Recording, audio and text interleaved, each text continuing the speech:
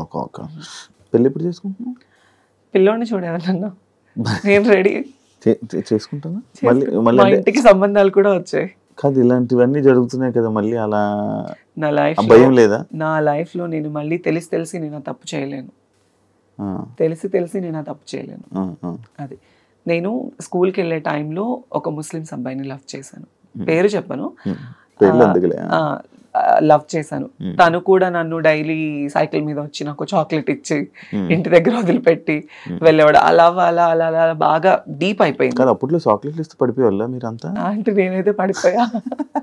Daily వచ్చి తిరుగుతూ, అప్పుడు ఇంకా ఇప్పుడున్నది ఏం కాదు, అప్పుడు ఇలా పట్టుకుంటే పింక్ అయిపోయేదాన్ని, అంత తెల్లగా ఉండేదాన్ని చిన్నప్పుడు, ఇంకా బాగుండేదాన్ని. అప్పుడు తన వల్ల ఏంటంటే తను వయసు పెరిగింది, 5 ఏళ్ళు బాగా డీప్ లవ్ లో ఉన్నాము. అంటే అప్పుడు ప్రేమ పెళ్లిళ్ళు ఏమి తెలిసేది కాదు. తను నా మీద కేరింగ్ చూపించాడు, నేను తన మీద అఫెక్షన్ చూపించాను అంతే. అట్లా అట్లా అట్లా దగ్గర అయిపోయి నేను చెప్పాను తనకి, ఇది కాదు, నువ్వు మంచిగా సంపాదించి నువ్వు ఒక పొజిషన్ లో ఉండి నువ్వు 2 కార్లు కొని ఇల్లు కడితే నేను అప్పుడు నేను పెళ్లి చేసుకుందాం మన ఇద్దరం అని చెప్పేది. చిన్నప్పుడు మాటలు ఉండేవి కదా అట్లా. ఆ అబ్బాయి సీరియస్ గా తీసుకొని, నిజంగా ఆ అబ్బాయి చాలా కష్టపడ్డాడు. కష్టపడి ఇల్లు కట్టుకున్నాడు, కార్లు సంపాదించుకున్నాడు, సగం నన్ను మోసం చేశాడు బాగా, చాలా డీప్ గా. నాకు తెలియలేదు. తర్వాత మళ్ళీ నాకు దగ్గర అయిపోయి మళ్ళీ నా లైఫ్ లో ఫస్ట్ తను సంపాదించాలి నువ్వు చెయ్యాలి అన్నానా, ఆ టైంలో నేనే సాయం చేసా తనకి, డబ్బు పరంగా కావచ్చు, అన్ని ఈవెంట్లకు వెళ్ళి. ఇప్పుడు డబ్బు లేకుండా ఉండిపోవడానికి రీజన్ అందరికి సహాయాలు చేసి అందరికి ఇచ్చేసి నాకు లేకుండా నేను అయిపోయింది. ఇప్పటికైనా మారచ్చు కదా, మళ్ళీ నాకు ఒక అబ్బాయిని చూడు పెళ్లి చేసుకుంటే అర్థమైంది. ఉంటది కదా ఫీలింగ్స్ ఉండకుండా, we are humans, it's basic needs ఉంటుంది. ఉండకుండా అప్పుడప్పుడు నాకు కూడా చాలా ఫీల్ ఉంటుంది, అరే నిజంగా నన్ను ప్రేమించే అబ్బాయి, నన్ను చూసుకునే అబ్బాయి, అట్లీస్ట్ కొంచెమన్నా రియల్ అఫెక్షన్, రియల్ ప్రేమ చూపించే వాళ్ళు దొరక్కపోతారా, మాట్లాడకుండా ఉండలేము, ఉంటుంది కదా. Some time when I feel low, everyday I felt alone, everyday. ఎందుకు ఈ ప్రేమ నాకు ఇప్పుడు జరుగుతున్న సిచ్యువేషన్స్ చూస్తే పూర్తిగా చచ్చిపోతుంది నా మనసు, వద్దు అని. ఎస్, ఎందుకు అనిపించేస్తుంది. ప్రశాంతంగా షూటింగ్ చేసుకున్నామా, 4 రూపాయలు వచ్చే ఏదైనా ఈవెంట్ వస్తే చేసుకున్నామా, ఫ్యామిలీని చూసుకున్నామా, వాళ్ళు బాగుంటేనే చాలు శివ, నాకు వేరే ఇది ఏమి వద్దు. నాకు ఇంటికి కూడా సంబంధాలు వచ్చాయి, మా అమ్మ వాళ్ళకి కూడా మాట్లాడుకున్నారు. నాకు కజిన్ బ్రదర్స్ 9 మంది, మా అమ్మ వాళ్ళ అక్క చెల్లెలు 4, అందరూ. మా అన్నయ్య వాళ్ళు, నువ్వు ఎందుకు రీసెంట్లీ కూడా నా మీద గొడవ, నువ్వు దీని గురించే లైఫ్ ఇది చేసుకుంటున్నావు, నీకంటూ ఒక లైఫ్ వద్దా, నువ్వు పెళ్లి చేసుకోవా, మేం చేస్తాం అంటే ఆల్రెడీ మా ఇంటికి 2-3 సంబంధాలు వచ్చాయి. నాకు వద్దు, నాకు పేరెంట్సే ఇంపార్టెంట్. పెళ్లి చేసుకుని మళ్ళీ నేను ఆ రెస్ట్రిక్టెడ్ లైఫ్లోకి వెళ్ళి వాళ్ళు పోనీ నన్ను ఏమైనా సొంతగా అమ్మాయి నన్ను స్వీకరించేసి నాకు ఏమైనా పిల్లలు పుడతారా అని చెప్పేసి నన్ను ప్రేమగా చూసుకుంటారనుకుంటే అది లేదు. కొంత మురిపమే, కొత్తొక వింత పాతక రోత, అంతే. కొంతకాలం వాళ్ళకు ఉంటుంది, ఇంకా అంతే. తర్వాత మళ్ళీ యథావిధిగానే అయిపోతుంది. అందుకే ఉన్నంత వరకు అమ్మ వాళ్ళతోనే ఉండి వాళ్ళతో బాగుండాలి అని డిసైడ్ అయిపోయాను. ఇండస్ట్రీ వాళ్ళతో ఏమైనా ఇబ్బందులు పడ్డావా?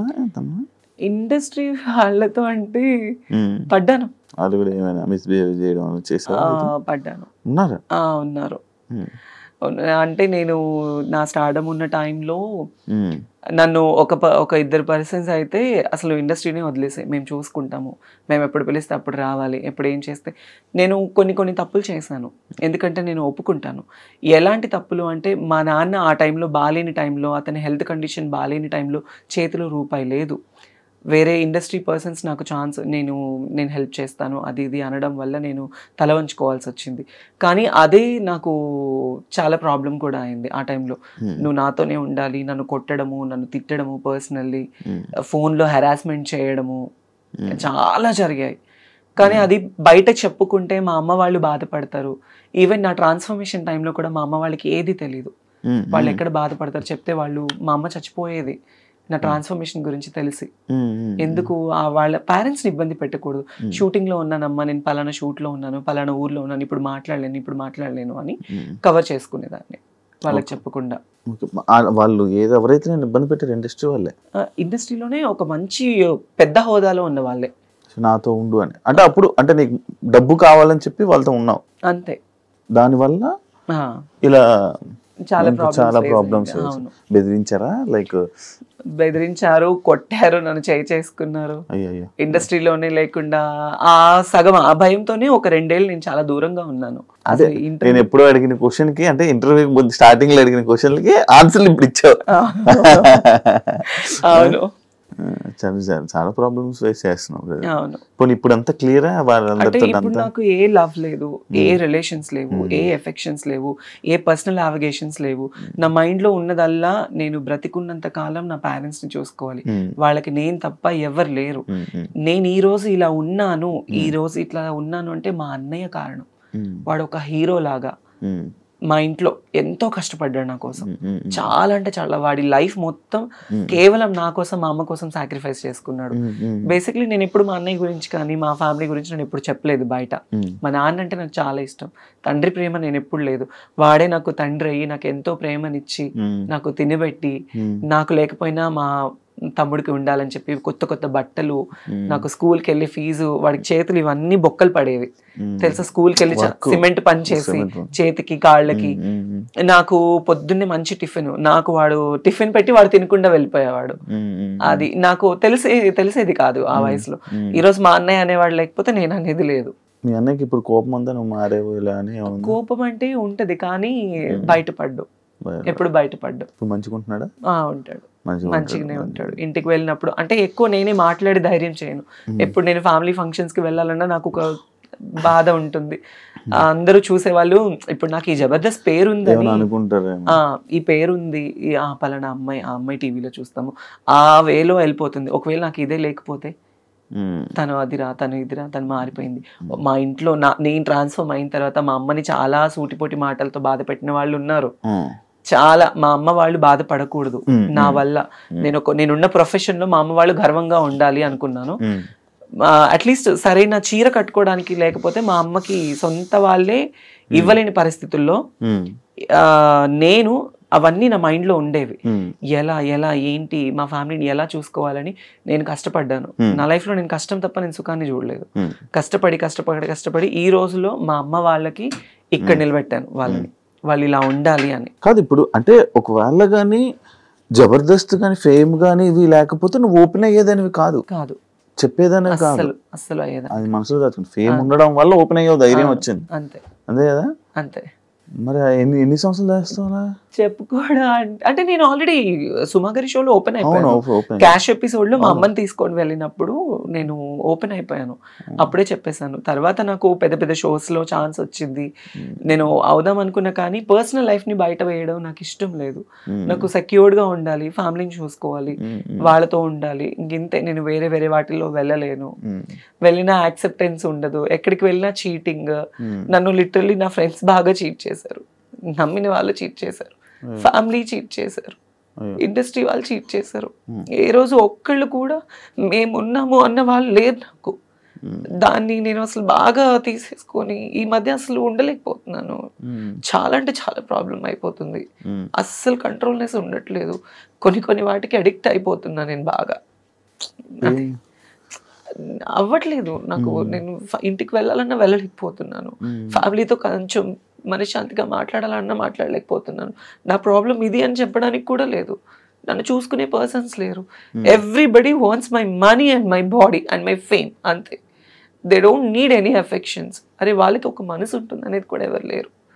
ఇప్పుడు చాలా మంది అనుకోవచ్చు, నీకేమి బయట షోస్ చేస్తున్నావు, తిరుగుతున్నావు, నీకు చాలా మంది ఫాలోయింగ్. అఫ్ కోర్స్ నాకు ఫాలోయింగ్ ఉంది, నాకు ప్రపోజ్ చేసిన వాళ్ళు ఉన్నారు, నాకు వెంట తిరిగిన వాళ్ళు ఉన్నారు. వాళ్ళు ఏ రోజు వచ్చి మనకు ఒక ముద్ద అన్నం పెట్టరే, మన ఫ్యామిలీని చూసుకోరే. సో వద్దు, ఇప్పటి వరకు పడింది చాలు. ఇప్పటి నుంచి అన్నా కొద్ది గొప్ప ఫ్యామిలీని చూసుకోవాలి. ఈ లవ్కి కానీ నేనైతే ఒక మాట అందరికీ చెప్పాలనుకుంటున్నాను, లవ్ అనేది చాలా ట్రాష్ ఈ రోజుల్లో. తెలిసి వాళ్ళ దగ్గరికి వెళ్ళి వాళ్ళ ప్రేమని మనం తీసుకొని డబ్బు పరంగా మోసపోయి మన ప్రాణాలు పోగొట్టుకొని అంత అవసరం లేదు. మంచోళ్ళు చెడ్డోళ్ళు మన కన్నా తల్లిదండ్రులే బెటర్. ఎందుకంటే కడుపులో నుంచి వచ్చిన బిడ్డని పోగొట్టుకోలేరు కదా ఎవరు. అది మన దగ్గర ఉన్నా లేకపోయినా చచ్చిపోతే పారేస్తారు వాళ్ళు, బయట వాళ్ళు ఎవరు పారేరు. కన్నా తల్లిదండ్రులే అరే నా బిడ్డ అన్న ఒక ఇదితో పారేస్తారు, బయట వాళ్ళు ఎవరు పారేరు. తెలియని ఈ టైంలో ఈ లవ్ ఎఫెక్షన్స్ కి దగ్గరైపోయి లైఫ్ పాడు చేసుకోవద్దు ఎవరు. ఇప్పుడు జరుగుతున్న సిచ్యువేషన్స్ అన్ని చూస్తుంటే అది పెళ్లి చేసుకోవాలంటేనే భయం వేస్తుంది. అవును. నిన్న ఒక ఇష్యూ అయింది, ఆ అమ్మాయి ప్రెగ్నెంట్ అమ్మాయి, రేపు అవును అవును అదొక ఇష్యూ. చిన్న చిన్న పిల్లల్ని ఈ రోజుల్లో వదలట్లేదు శివ, చిన్న చిన్న పిల్లల్ని వదలట్లేదు. గోరి కూడా వేరే అమ్మాయిని పెళ్లి చేసుకున్నా చూసా. నాకు అసలు అదంతా దరిద్రం అంటే అంత దరిద్రం అది. రియాక్ట్ అవ్వాలనుకోలేదు ఇప్పుడు. నాకు అసలు ఆ టాపిక్ మీద రియాక్ట్ అవ్వాలి, నాకు అసలు అంత చిరాకు వచ్చేసింది అది చూడండి. ఇప్పుడు తను అఘోరి, ఓకే, తను ఒక విషయంలో బాగా వైరల్ అయిపోయింది, తను ఒక ట్రాన్స్ అన్నప్పుడు మరి ఒక అమ్మాయిని ఎందుకు పెళ్లి చేసుకోవాలి? అఘోరి సాధువులు అంటే వాళ్ళకి జీవితంలో ఏది ఉండదు, సంసార సుఖాలు ఉండదు, భోగభాగ్యాలు ఉండవు, ఏది ఉండదు. వాళ్ళ జీవితాన్ని దేవుడికి అంకితం చేసుకునే వాళ్ళని అఘోరీలు అంటారు. ఈవిడేం అఘోరియో నాకు తెలియదు, కానీ కారులో తిరుగుతుంది, ఫోన్లు మాట్లాడుతుంది, బూతులు తిడుతుంది, సిగరెట్లు తాగుతుంది, అన్ని ఉంటుంది. మళ్ళీ ఆడదాన్ని పెళ్లి చేసుకోవడం ఎంత దరిద్రం అంటే, ఎంత సిగ్గుచేటు అంటే అంత సిగ్గుచేటు అది. సో దాని మీద అసలు నాకు మాట్లాడాలన్న థాటే లేదు, ఆ టాపిక్ వినాలన్నా కూడా అసహ్యంగా ఉంది. ఇప్పుడు అమ్మాయి లైఫ్ స్పాయిల్ కదా. ఆ అమ్మాయి ఏం చూసి లవ్ చేసిందో తెలియదు నాకు. అది తన లైఫ్ స్పాయిల్ అంటే ఏమో వాళ్ళకి ఏమో ఉన్నాయో మరి, అంతే.